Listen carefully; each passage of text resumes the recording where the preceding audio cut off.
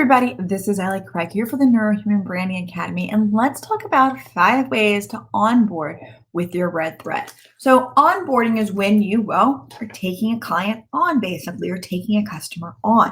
Now, when you're onboarding with your red thread, it is less about your logistical product or service and more about the story at hand, meaning that it's about what is those common ground that really made you come to this place, this time, and how does that relate to your customer or client? So let's talk about 5 ways to onboard with your red thread. Number one, find the common ground for you and for them. You have your own unique red thread of how you got here, why it is that everything in your past and your history all tie together. So does your client or potential customer. So when you understand where their red thread's at, what is their motivation and drivers in life, and you understand what your motivations and drivers in life are, guess what? There's common ground there. And that's what you really want to be talking to and building towards. Because I have a sneaking suspicion that guess what? The common ground is the same ground.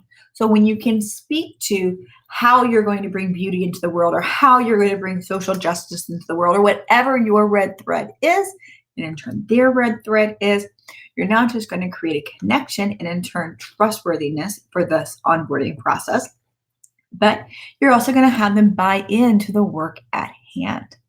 Second thing, you need to walk them through the process. The problem when you're talking about red threads is that we're really not talking about anything specific. The logistics of how we do it can always vary. So at some point, you do need to have a conversation of the how. So walk them through the process so they understand what to expect, always tying it back to the why, aka their red thread. 3, talk about the bigger picture. The bigger picture as in like the real big picture of life, the big, super huge scope of what that can look like. We're not necessarily in this point talking about the here and now or the soon to be future. We're talking about the years and decades down the way. How does this help? How does this impact and help them bring forth and move forward with their red thread?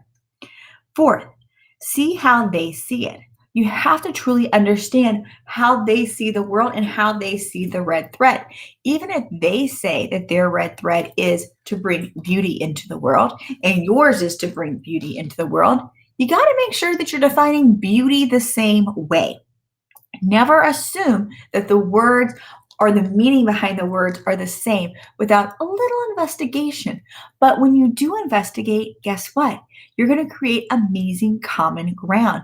You're going to have an amazing conversation about it, which all creates a better relationship for you, your brand, and the work that's right ahead of you.